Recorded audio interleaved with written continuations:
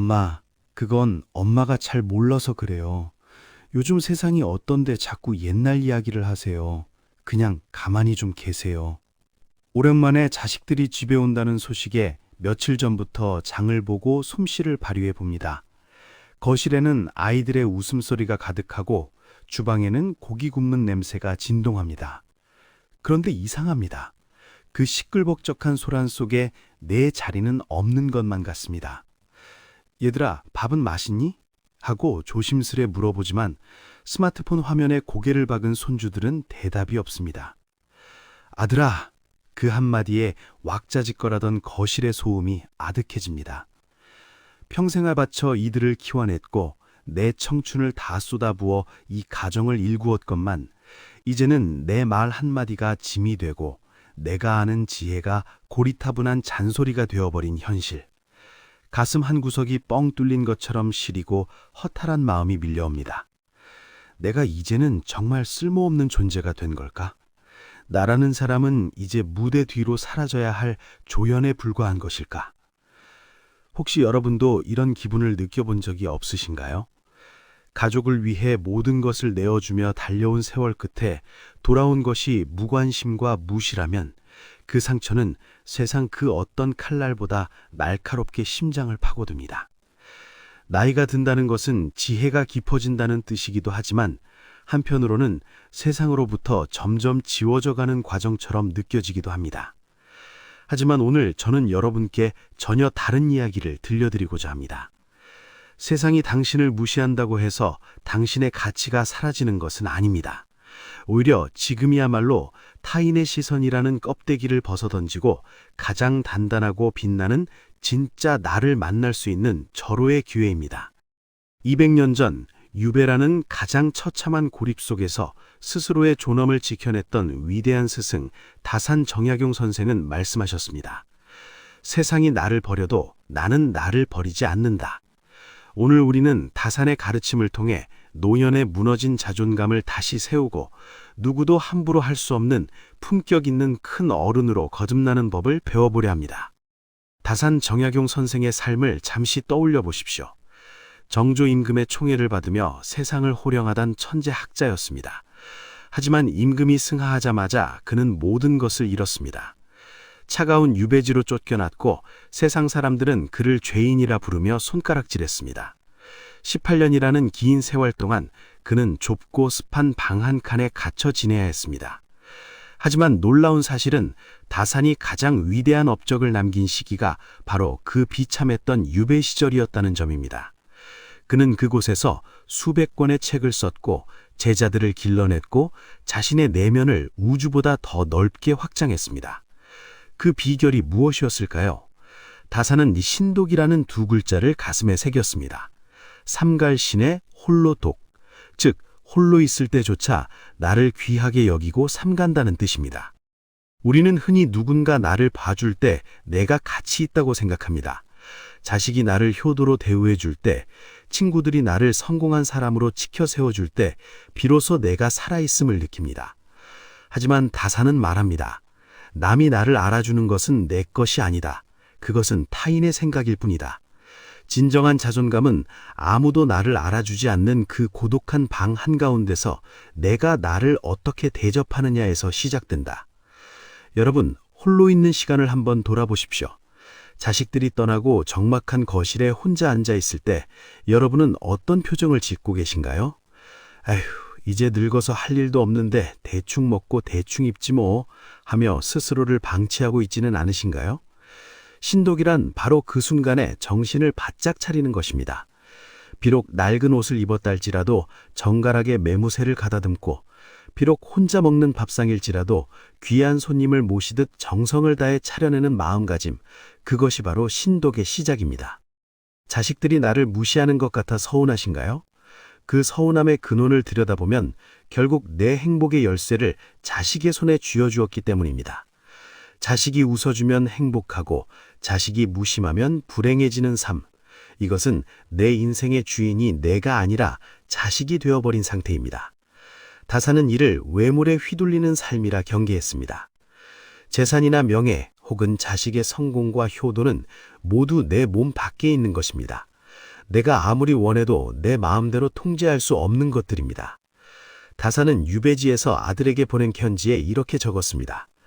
내가 지금 이곳에 갇혀 있는 것은 하늘의 뜻이다. 나는 오직 내 마음의 주인으로 살 뿐 환경이 나를 어쩌지 못하게 하겠다. 노년의 자존감을 세우는 두 번째 비결은 바로 이 내면의 주인을 되찾는 것입니다. 자녀가 무심하게 굴 때 속으로 이렇게 생각해 보십시오. 그래, 너희는 너희의 삶을 사느라 바쁘겠지. 하지만 나는 나대로 오늘 읽을 책이 있고 내가 가꿀 화초가 있으며 내가 탐구해야 할 인생의 즐거움이 있다. 내가 자녀에게 바라는 마음을 내려놓는 순간 신기하기도 자녀와의 관계에서 우위에 서게 됩니다. 매달리고 서운해하는 부모는 자식에게 짐이 되지만 스스로의 삶을 즐기며 단단하게 서 있는 부모는 자식에게 궁금한 존재가 됩니다. 우리 어머니는 요즘 혼자 뭘 저렇게 재미있게 하실까?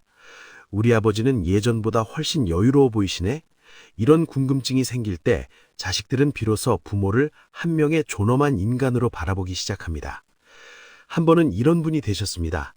평생 자식 뒷바라지만 하다가 노년에 우울증이 찾아온 분이었죠. 자식들은 다 출가해서 자기 살기 바쁘고 남편과는 대화도 안 통하고 세상에 나만 혼자 남겨진 것 같다며 눈물을 흘리셨습니다. 저는 그분께 다산의 신독을 권했습니다. 딱 한 달만 자식들 전화 기다리지 말고 본인이 평소에 해보고 싶었던 작은 공부를 시작해 보시라고요. 그분은 동네 도서관에서 한문을 배우기 시작했습니다. 처음에는 그게 무슨 소용이냐며 시큰둥하던 남편과 자식들이 석 달이 지나자 달라졌습니다. 거실 탁자에 앉아 붓글씨를 쓰는 어머니의 뒷모습에서 묘한 권위가 느껴졌기 때문입니다.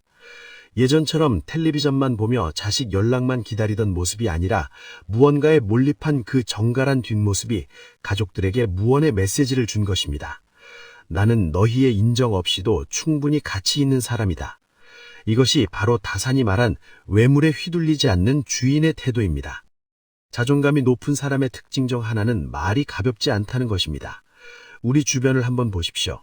모임에 가면 자기 자랑이나 자식 자랑을 늘어놓으랴 입을 쉴 새 없이 움직이는 사람들이 있습니다. 그들은 왜 그렇게 말이 많을까요? 불안하기 때문입니다.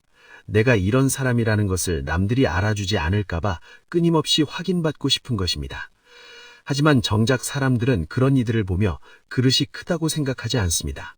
오히려 속이 비어있으니 소리가 요란하다고 여길 뿐입니다.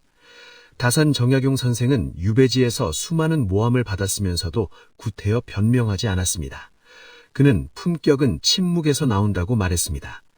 진짜 큰 그릇은 물이 가득 차 있어도 흔들리지 않습니다. 조금만 차 있는 그릇은 살짝만 흔들어도 철벅철벅 소리를 냅니다. 여러분의 말주머니를 한번 점검해 보십시오. 모임에 나가면 꼭 한마디씩 끼어들어야 직성이 풀리지는 않으신가요? 누가 좋은 이야기를 하면 나도 그런 경험 있는데 하며 화제를 가로채지는 않으신가요? 다산은 이런 습관을 소인의 버릇이라 단호하게 잘라냈습니다. 진정한 군자는 들을 때와 말할 때를 분명히 안다고 했습니다. 경청할 때는 온 마음을 다해 듣고 말할 때는 꼭 필요한 한마디만 던지되 그 한마디에 천근의 무게를 싣는 것, 그것이 품격입니다. 노년에 접어들면 우리는 무의식적으로 말이 많아집니다. 젊은 사람들이 내 말을 안 듣으니 더욱 목소리를 높이고 같은 이야기를 반복하게 됩니다. 하지만 역설적이라도 말이 많아질수록 우리의 목소리는 더욱 묻혀버립니다. 다산은 이렇게 조언합니다. 말을 아끼면 그 말에 무게가 실린다. 무게 있는 한마디가 100마디 떠드는 것보다 사람의 마음을 움직인다. 한 번은 어느 경로당에서 일어난 일입니다. 80대 노인 두 분이 계셨는데 한 분은 항상 말이 많았고 다른 한 분은 조용히 계시다가 필요한 순간에만 한두 마디 하셨습니다. 어느 날 공무원이 복지제도를 설명하러 왔을 때 말 많은 어르신의 의견은 대충 넘어갔지만 조용하던 어르신이 그 제도는 좋은데 실제로 신청하기에는 절차가 너무 복잡하오 라고 하자 공무원이 자세를 고쳐 앉으며 경청했습니다.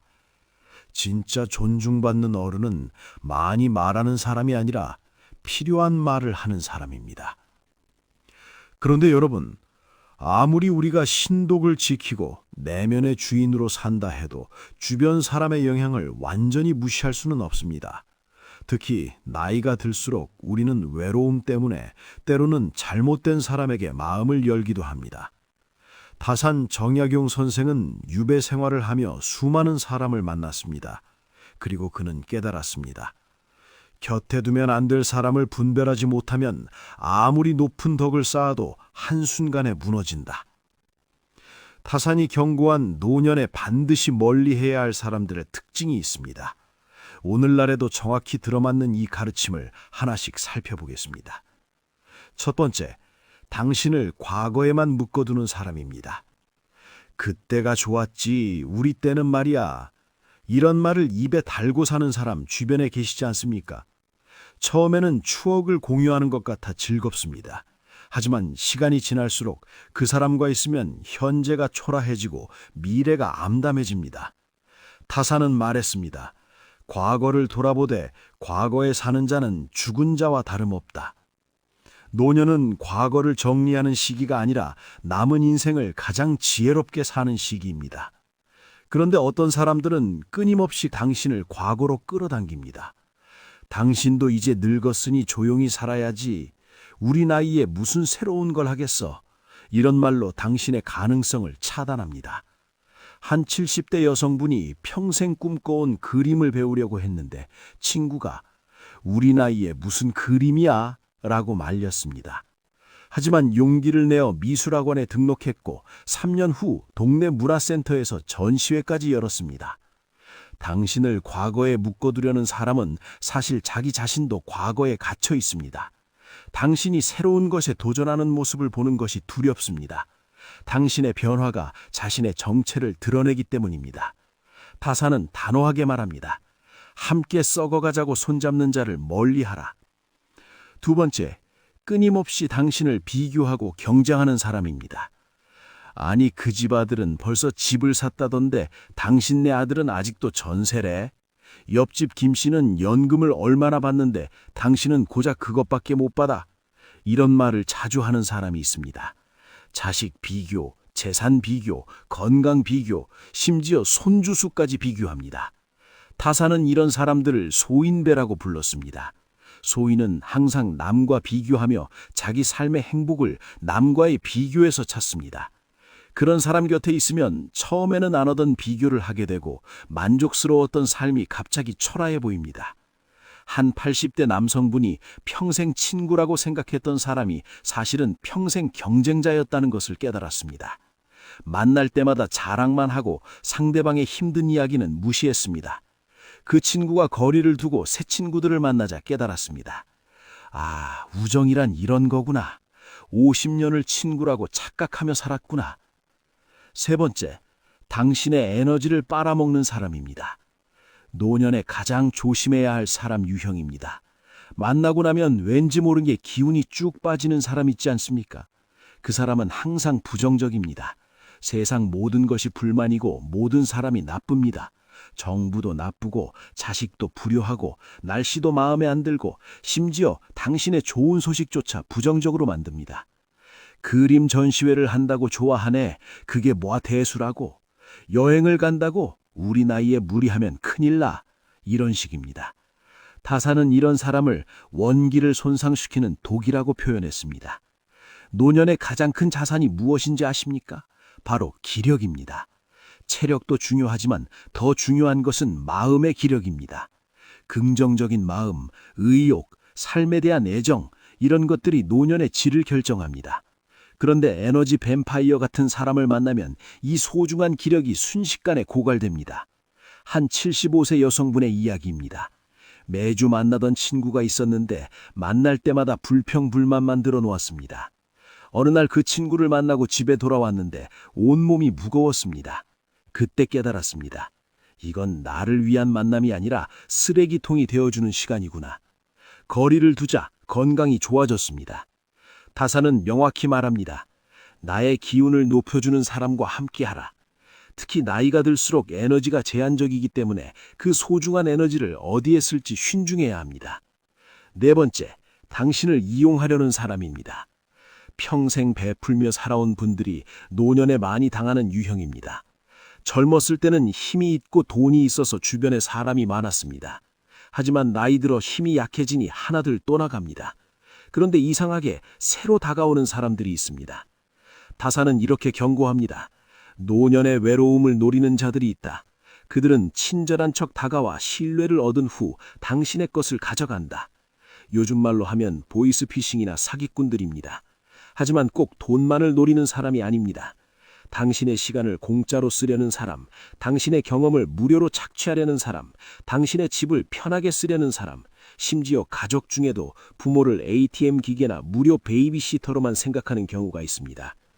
한 68세 남성분이 딸의 부탁으로 손주를 봐줬는데 주 2회가 어느새 매일이 되었습니다. 어느 날 이번 주는 힘들다 했더니 딸이 차갑게 말했답니다. 아빠, 우리 직장 다니는 거 아시잖아요. 그 순간 깨달았습니다. 나는 딸에게 아빠가 아니라 무료 육아 도우미였구나. 다사는 가르칩니다. 베푸는 것과 이용당하는 것은 다르다. 진짜 효도하는 자식은 부모의 시간과 삶을 존중합니다. 마지막 5번째, 당신의 약점을 퍼뜨리는 사람입니다. 이 유형이 가장 교묘하고 위험합니다. 겉으로는 친한 척하지만 뒤에서는 당신의 약점을 소문냅니다. 있잖아, 아무에게도 말하지 마. 그 집 아들이 사업 망했대. 비밀인데 김신의 치매 기운이 있나 봐. 이런 식입니다. 다사는 유배 시절 이런 사람들 때문에 큰 고통을 받았습니다.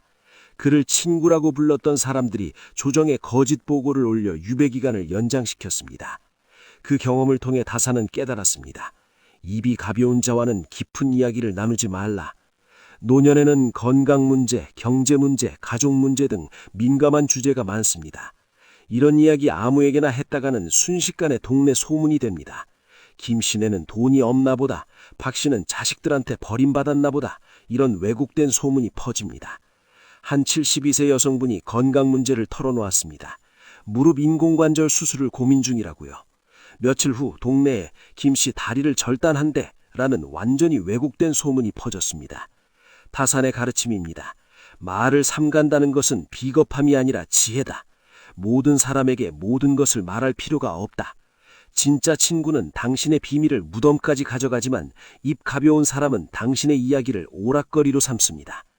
그렇다면 어떤 사람을 곁에 두어야 할까요? 다산 정약용은 유배지에서 진짜 벗과 가짜 벗을 구별하는 법을 터득했습니다. 그가 제시한 진짜 벗의 기준을 살펴보겠습니다. 첫째, 당신이 힘들 때 함께 침묵해 줄 수 있는 사람입니다. 많은 사람이 착각합니다. 위로란 말로 하는 것이라고요. 괜찮아, 다 잘 될 거야. 이런 말들은 오히려 상처를 부정하는 것입니다. 다산의 아들 학연이 세상을 떠났을 때 어떤 친구들은 큰 학자께서 이런 일에 너무 상심하시면 하며 위로랍시고 말을 늘어놓았습니다. 하지만 어떤 제자는 그냥 옆에 조용히 앉아 말없이 차를 따르며 함께 있어 주었습니다. 다산은 나중에 네가 아무 말도 하지 않고 그저 함께 있어준 그 시간이 가장 큰 위로였다고 했습니다. 둘째, 당신의 성장을 진심으로 기뻐하는 사람입니다.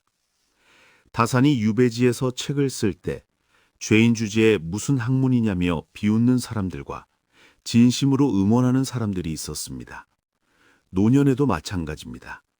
당신이 새로운 것을 시작할 때 와, 멋지다 라고 응원하는 친구와 우리 나이에 무리하지 마 하며 깎아내리는 친구. 진짜 친구는 당신이 빛날 때 함께 기뻐합니다. 셋째, 당신에게 솔직한 충고를 할 수 있는 사람입니다. 다산의 친구 이광사는 거침없이 충고했습니다. 자네 너무 완벽을 추구하다 사람을 잃고 있네. 처음에는 기분이 상했지만 돌아보니 그 말이 맞았습니다. 노년에도 요즘 자네 자식 이야기만 하는 것 같네 하며 솔직한 말을 해주는 친구가 필요합니다. 가짜 친구는 듣기 좋은 말만 합니다. 진짜 친구는 불편한 진실도 말합니다. 넷째, 서로의 독립성을 존중하는 사람입니다. 오늘 약속 있어서 못 만나 했을 때 놔두고 누구 만나 하는 친구는 건강하지 않습니다. 그래, 재미있게 놀다 와 하는 친구가 진짜입니다. 다산은 말합니다. 진정한 벗은 줄이 아니라 점이다. 서로 묶여 있지 않지만 마음으로 연결되어 있다. 다섯째, 오래된 시간보다 깊은 이해를 나누는 사람입니다. 다사는 말합니다. 30년을 알아도 서로를 이해하지 못하면 타인이고 3일을 알아도 마음이 통하면 벗이다. 노년에 새로운 친구를 사귀는 것을 두려워하지 마십시오. 오히려 노년이야말로 이해관계 없이 순수하게 마음이 맞는 친구를 만날 수 있는 시기입니다. 다산 정약용은 유배지에서 가장 큰 결단을 했습니다. 자신에게 해가 되는 사람들과의 관계를 과감하게 정리한 것입니다. 처음에는 외로웠지만 시간이 지나자 놀라운 일이 벌어졌습니다. 나쁜 사람들이 떠나간 자리에 좋은 사람들이 찾아온 것입니다. 다사는 깨달았습니다. 나쁜 관계를 정리하지 않으면 좋은 관계가 들어올 공간이 없다. 관계를 정리하는 것은 배신이 아닙니다. 많은 분들이 그래도 오래 알던 사이인데, 그래도 친척인데 하며 해로운 관계를 계속 유지합니다. 다사는 단호하게 말합니다. 의리는 서로를 존중할 때 성립한다. 한쪽이 일방적으로 희생하는 것은 의리가 아니라 착취다. 정리에도 방법이 있습니다. 다사는 관계를 정리할 때 조용히 했습니다. 큰 소리로 싸우지 않고 그저 거리를 뒀습니다. 노년에도 이 방법이 가장 좋습니다. 전화를 덜 받고 만남을 덜 갖고 깊은 이야기를 나누지 않으면 됩니다. 정리 후에 오는 공허함을 두려워하지 마십시오. 나쁜 관계를 끊으면 처음에는 텅 빈 느낌이 듭니다. 하지만 다산도 그 공허함 속에서 진짜 자신을 발견했습니다. 공허함은 새로운 시작을 위한 준비 기간입니다. 한 65세 여성분이 독이 되는 친구들과 관계를 정리했습니다. 3개월 동안은 외로웠지만 그 시간을 독서와 산책으로 채웠습니다. 6개월 후 동네 북클럽에 가입했고 거기서 진짜 마음 맞는 친구들을 만났습니다. 그분은 말합니다. 나쁜 관계를 정리하지 않았다면 이 좋은 사람들을 만날 시간조차 없었을 거예요. 다산 정약용은 유배에서 풀려난 후에도 조정으로 돌아가지 않았습니다. 그는 고향 마현에 머물며 제자를 가르치고 책을 쓰며 조용히 여생을 보냈습니다. 사람들은 물었습니다. 선생님, 이제 억울함이 풀렸는데 왜 서울로 가지 않으십니까? 다사는 미소 지으며 답했습니다. 이미 나는 내가 할 일을 다 했네. 세상의 인정이 필요하지 않네. 이것이 진정한 품격입니다. 세상이 알아주던 말든 나는 내 길을 가는 것. 그 담담함과 초연함이 진짜 어른의 모습입니다. 품격이란 증명이 필요 없는 존재감입니다. 우리 주변에는 자꾸 자신을 증명하려는 노인들이 있습니다. 나 옛날에는 말이야. 이런 말들은 사실 불안함의 표현입니다. 다사는 말합니다. 진짜 큰 사람은 작아 보이는 법이다.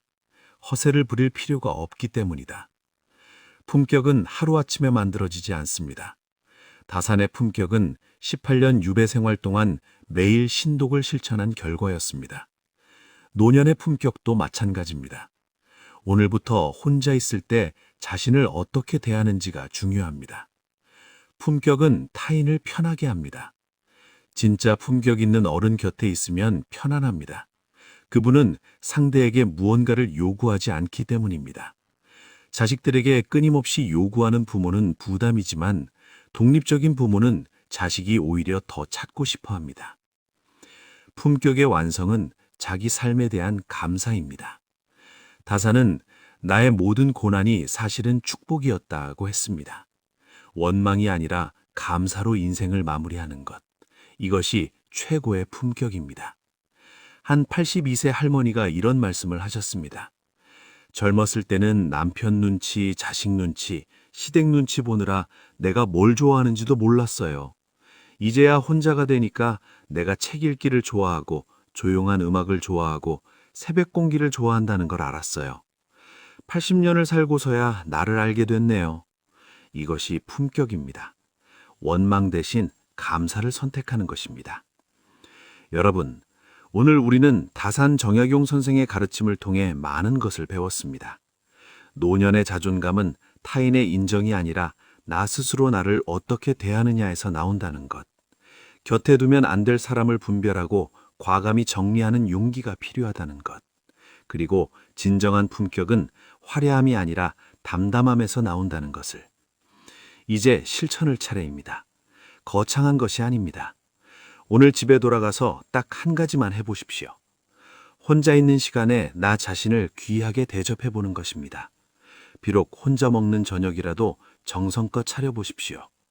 비록 아무도 보지 않는다 해도 깔끔하게 옷을 입고 거울을 보며 오늘도 수고했어 하고 나 자신에게 인사해 보십시오. 이것이 다산이 말한 신독의 시작입니다. 그리고 이 작은 실천이 쌓이고 쌓이면 어느새 당신은 누구도 함부로 할 수 없는 품격 있는 어른이 되어 있을 것입니다. 다산 정약용은 75세의 세상을 떠나면서 이런 유언을 남겼습니다. 나는 후회 없이 살았다. 세상이 나를 어떻게 평가하든 나는 내가 걸어야 할 길을 걸었다. 여러분, 오늘도 인생의 마지막 날 이런 말을 할 수 있기를 바랍니다. 세상의 평가가 아니라 나 자신에게 떳떳한 삶, 타인의 인정이 아니라 내 양심에 부끄럽지 않은 삶, 그것이 진정한 성공이고 진정한 품격입니다. 오늘부터 시작하십시오.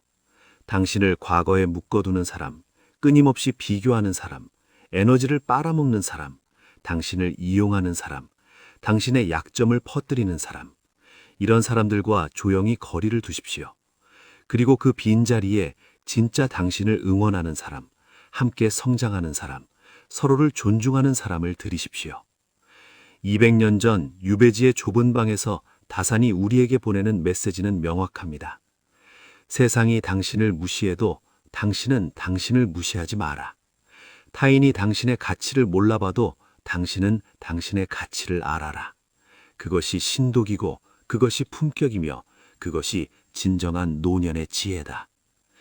이 영상을 보시는 모든 분들이 다산의 가르침을 실천하여 누구도 함부로 할 수 없는 큰 어른으로 우뚝 서시기를 진심으로 기원합니다.